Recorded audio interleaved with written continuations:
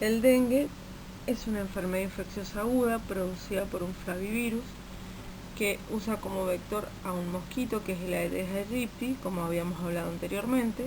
Es propia de esta enfermedad de áreas tropicales y subtropicales. La máxima incidencia se da en épocas de lluvia y se conocen dos formas clínicas. La primera forma es el dengue clásico o leve y la segunda es el dengue hemorrágico o dengue grave o fiebre hemorrágica del dengue o síndrome del shock del dengue. Como hospederos, los únicos conocidos son el hombre y el mosquito, y con respecto al virus del dengue hay 4 serotipos: el DEN1, DEN2, DEN3 y DEN4. Pero una vez que uno padece la enfermedad, la inmunidad protectora no es cruzada, solamente es para el serotipo que ingresó.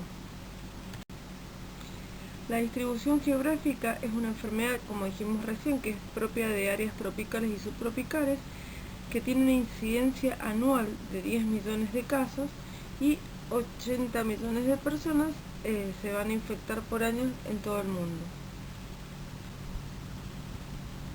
Con respecto a la patogenia, se dice que las formas graves forman parte de un proceso inmunopatogénico. La inmunidad se va a transferir de madres a hijos y los antígenos van a estar en el hígado, en el vaso, en el timo, en los ganglios, en los pulmones y en el glomérulo renal. Esos anticuerpos preexistentes hacen que se formen inmunocomplejos que se van a unir a macrófagos y van a facilitar el ingreso viral. La activación de los macrófagos va a activar el sistema de complemento que junto a sustancias procoagulantes van a producir vasculitis y coagulación intravascular diseminada. Entonces, en la fiebre hemorrágica del dengue o formas graves del dengue, hay dos mecanismos fisiopatogénicos que se producen, que es el aumento de la permeabilidad capilar y la alteración de la homeostasis. Con respecto al dengue clásico, el periodo de incubación es de 7 a 10 días. El paciente comienza de forma brusca con hipertermia, presenta cefalea retroorbitaria, fotofobias y mialgias y artralgias que son muy marcadas, que es lo que le da en parte el nombre a esta enfermedad, que es fiebre quebrantahuesos, o fiebre rompehuesos. Más allá de que esta enfermedad también parece un síndrome gripal, no tiene compromiso respiratorio el paciente. Una vez padecida esta primera fase, la temperatura disminuye y en el 50% aproximadamente de los pacientes va a aparecer un exantema maculopapular que va a estar en tronco y en miembros.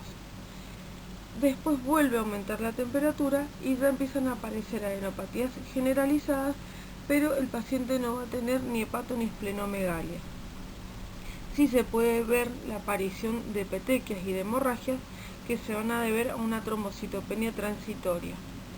En una analítica de rutina lo que podemos encontrar es que el paciente tiene leucopenia con linfomonocitosis.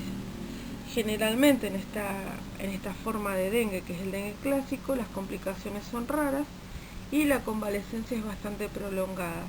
En algunos reportes se dice que puede llegar a durar hasta 3 meses la convalecencia, y el síntoma que más persiste es la cefalea, que cede rápidamente con los analgésicos como el paracetamol. La forma hemorrágica del dengue tiene que tener una infección previa por otro serotipo diferente al que ingresó por primera vez. Recuerden que dijimos que la inmunidad protectora no es cruzada, solamente es para el serotipo que produce la enfermedad la primera vez. Entonces, hasta el segundo cuadro de dengue tenemos la posibilidad de tener una forma grave.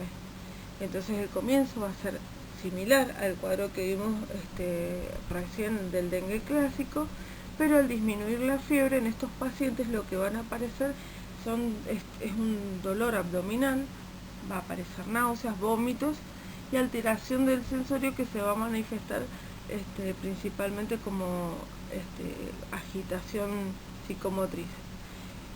También aparecen hemorragias, y en esta fase es muy importante valorar periódicamente, día por medio, todos los días, cómo está el recuento de plaquetas, cómo está la integridad de la pared vascular y cómo está el hematocrito. Las plaquetas, hay una trombocitopenia, como dijimos hace un rato, así que va a estar disminuido el recuento de plaquetas.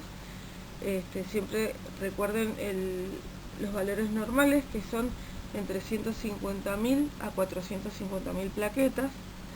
La integridad de la pared vascular la pueden poner de manifiesto por la prueba del lazo, y el hematocrito va a estar aumentado. Recuerden que dijimos que dentro de los mecanismos fisiopatogénicos lo que existe es un aumento de la permeabilidad capilar, entonces eso hace que se extravase plasma y se concentren los glóbulos rojos dentro del vaso sanguíneo.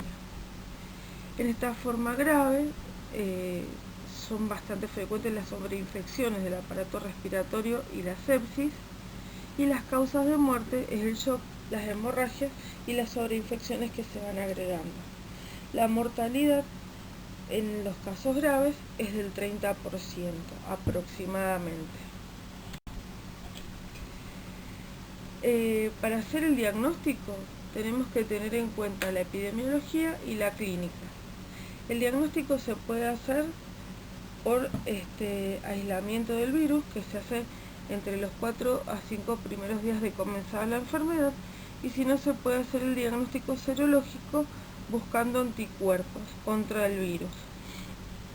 Es importante, dentro de las técnicas serológicas se pueden usar el ELISA, la inhibición de la hemaglutinación, fijación de complemento, neutralización, ELISA e inmunofluorescencia indirecta. Cualquiera de estos métodos que se usen tienen que ser muestras pareadas. Se saca una muestra dentro de los primeros 10 días de comenzar la enfermedad, como habíamos dicho para fiebre amarilla, y la segunda muestra en el periodo de convalecencia. Por diferencia de 4 títulos entre una muestra y la otra, uno puede decir si el paciente tuvo la enfermedad o no. Si no, existe la técnica, como habíamos hablado también para fiebre amarilla, del MAC-ELISA, que es una técnica de captura de la IgM, que con una sola muestra positiva uno puede decir que el paciente tiene una enfermedad por un flavivirus. La Organización Mundial de la Salud dice que un paciente tiene un dengue grave cuando tiene fiebre, cuando tiene manifestaciones hemorrágicas, cuando tiene trombocitopenia, o sea que sus recuentos de plaquetas sean menores de 100.000 por milímetro cúbico, y que el paciente esté hemoconcentrado. Ahí dice un hematocrito mayor al 20%. En realidad es un hematocrito de más del 20% con respecto al hematocrito con el que ingresa el paciente a la internación. Entonces, la hemoconcentración es un aumento de más del 20% del hematocrito con respecto al día que se interna el paciente. Con respecto al tratamiento, el tratamiento va a ser un tratamiento sintomático, no hay un tratamiento antiviral específico. Para el dengue clásico, el tratamiento que se hace es el uso de paracetamol para la fiebre y la analgesia del paciente. Obviamente ahí les puse salicilatos no, porque son antiagregantes plaquetarios. En las formas graves del dengue, estos pacientes internas se hacen todas las medidas de sostén para tratar de evitar las complicaciones. Entonces el paciente hay que internarlo, hay que rehidratarlo, tratando de evitar la sobrehidratación, teniendo en cuenta el fenómeno fisiopatogénico de aumento de permeabilidad capilar. Entonces hay que evitar la sobrehidratación para no producir un edema de pulmón en los pacientes. Se tratan las hipovolemias graves, las hemorragias, y la heparina es un fármaco a tener en consideración cuando hay pacientes con coagulación intravascular diseminada que esté comprobada. La vacuna contra el dengue, llamada Dengvaxia, está desaconsejada desde el año 2017 por el riesgo de dengue grave en personas que son seronegativas.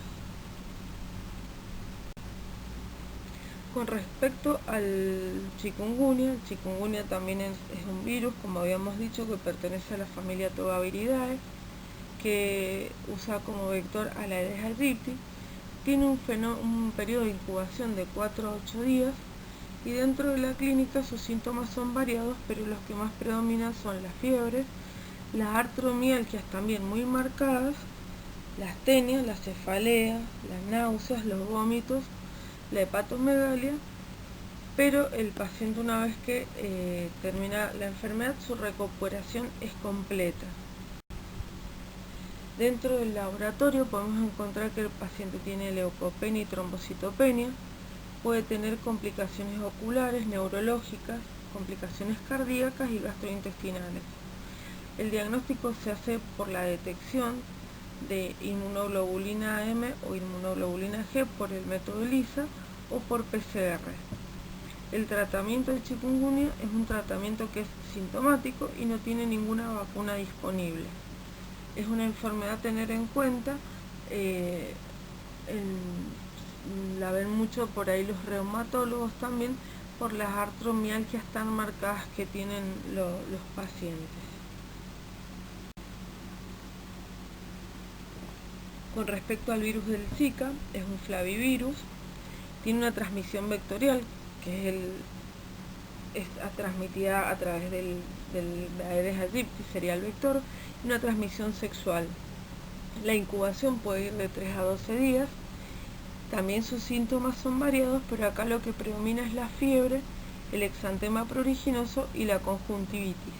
También tiene artromialgias que no son tan marcadas como chikungunya, tiene cefalea retroorbitaria o retroocular, edema de miembros inferiores y el cuadro clínico es aproximadamente entre 4 o 7 días.